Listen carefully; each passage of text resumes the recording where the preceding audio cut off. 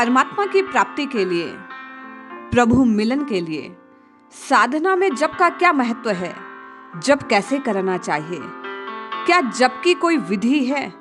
क्या जप के लिए विधि और निषेध हैं?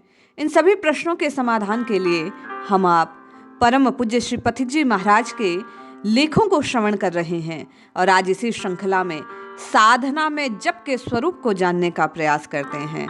जय श्री हरि। पूज्य गुरुदेव के चरणों में प्रणाम। सभी नामनिष्ठ साधकों को जय जय श्री सीताराम। पूज्य पथिक जी लिखते हैं, साधना में जप का बहुत व्यापक स्थान। जिस प्रकार स्मरण में अपनत्व के भाव की प्रधानता है, उसी प्रकार जप में भाव पीछे है, किंतु ऊपर से क्रिया की ही प्रधानता है। तभी गोस्वामी जी ने कहा, भाय कुभाय अनख आलस हूँ, नाम जपत मंगल ऋषि दशों। इसी बात का समर्थन करते हुए श्री पथिक जी कह रहे हैं कि अपनत्व का स्मरण में महत्व होता है, भाव की प्रधानता स्मरण में होती है, किंतु जप में भाव पीछे रह जाता है। क्रिया अर्थात मन लगे ना लगे, भाव हो या ना हो, हमें मुख से हरि नाम का उच्चारण करते रहना चाहिए। नाम का या मंत्र का सहस्रों की संख्या में जप हो सकता है, फिर भी भाव जागृत नहीं होता। इसलिए प्राय जप करते हुए मन की चंचलता को खींच खींच कर कोसा करते हैं साधक। मन में स्मरण होता है और वाणी से जप चलता है। पूज्य पथिक जी लिखते हैं कि परमात्मा से अथवा अपने आराध्य भगवान से संबंध जोड़ने के लिए जप करते रहना आवश्यक है। पहले हम आप जप करेंगे, फिर हमारा संबंध जुड़ेगा, संबंध जुड़ने से भाव आएगा और भाव होने से स्मरण होने लगेगा। ये एक पूरी प्रक्रिया है पथिक जी ने समझाई, जिसे अपनाने से हम आप सतत स्मरण में लगन रह सकते हैं। पूज्य पथिक जी लिखते हैं, जप करते हुए भगवान से या मंत्र देवता से जो साधक संबंध का अनुभव नहीं करता, उसका संबंध अवश्य ही संसार की किसी शक्ति, संपत्ति, अधिकार, व्यक्ति से होता है। भगवान को वह हृदय से चाह नहीं पाता, क्योंकि संबंध संसार से रहता है।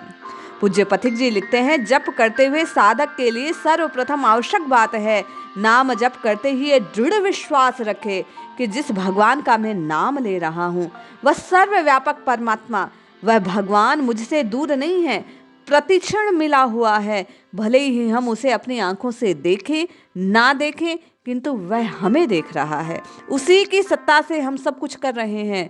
पूज्य पथिक जी हम आपको समझाते हुए, चेताते हुए कहते हैं कि भगवान परमात्मा अपने से अभिन्न है, नित्य मिले हुए हैं। ऐसा विश्वास रखकर जप करने से उनसे अवश्य संबंध हो जाता है। परमात्मा से संबंध अनुभव करने पर जप करते हुए मन जो चंचल है वो समाप्त हो जाएगी चंचलता, और यही जप की सिद्धि है कि मन वश में होकर निरंतर इष्ट का स्मरण होता रहेगा।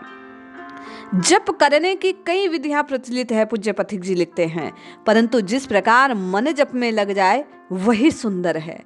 मन एकाग्र होने पर मानसिक जप स्वतः होने लगेगा, प्रयास नहीं करना पड़ेगा। जप सबसे अधिक सुगम साधन है, परंतु यह अधिक से अधिक होना चाहिए। जप इतना अधिक होना चाहिए कि कभी समय व्यर्थ की बातों में, व्यर्थ के चिंतन में, मनन में नष्ट होवे ही नहीं। बैठे लेटे चलते सदा जप करते रहो। साधक जब ऐसा करेगा तो स्वतः स्मरण की स्थिति को प्राप्त हो जाएगा।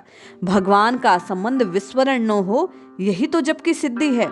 अक्सर साधक जिज्ञासा करते हैं कि जप की सिद्धि का संकेत क्या है, कैसे जाने कि हमारा नाम जप सफल हो रहा है, कैसे जाने कि जो नाम हम जप रहे हैं उसका प्रभाव, दिव्य अनुभव हमारे जीवन में परिलक्षित होने वाला है।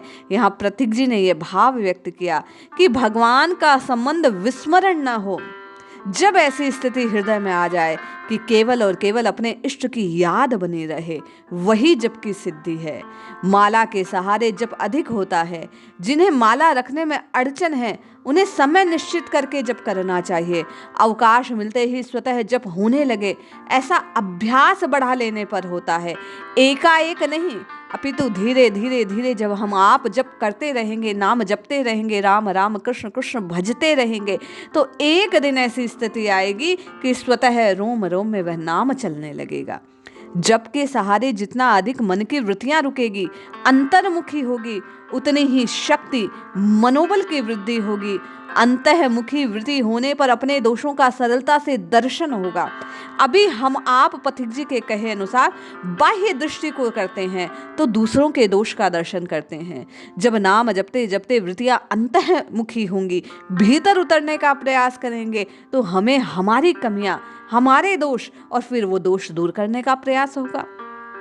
पूज्य पथिक जी कहते हैं, जो साधक अपने भीतर दोषों को देखकर दुखी होता है, उसी साधक की साधन से उन्नति होती है।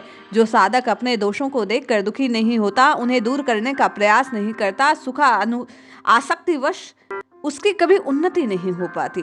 अक्सर इसीलिए साधक कहते हैं कि हम आप इतने समय से नाम जप कर रहे हैं, वर्षों राम राम राम भजकर भी कोई लाभ नहीं हुआ। क्यों? क्योंकि हमने भीतर उतरने का प्रयास नहीं किया, अपने दोषों को देखकर दुखी होकर उन्हें दूर करने का प्रयास नहीं किया।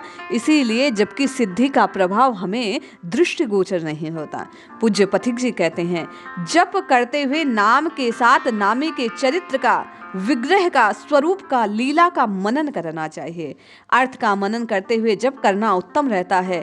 जिन मंत्रों का अर्थ समझ ना आए, उनके स्वर में, उच्चारण ध्वनि में मन लगाकर विश्वास पूर्वक जप करना श्रेष्ठ माना जाता है। हम आप राम नाम को जपते हैं। राम कौन?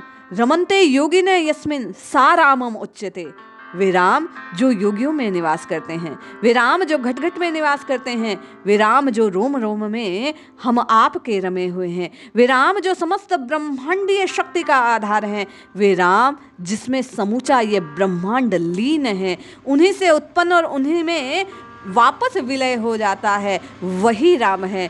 इस प्रकार का चिंतन करते हुए जब हम आप पथिक जी के कहे अनुसार राम राम राम राम राम का भजन करेंगे, राम राम राम जपेंगे, उन्हीं राम जी को चहु और व्यापक मानेंगे, व्यापक देखेंगे, अपने अंतः दृष्टि से उन्हीं का अनुभव करेंगे, तो निश्चित जप का प्रभाव हम आप को ज्ञात होगा। जबकि सिद्धि होगी, राम जी से प्रीति होगी, अनुराग होगा और हमारा जीवन सफल होगा। इसलिए जपिए, रटिए, पुकारिए, निश्चित लाभ होगा।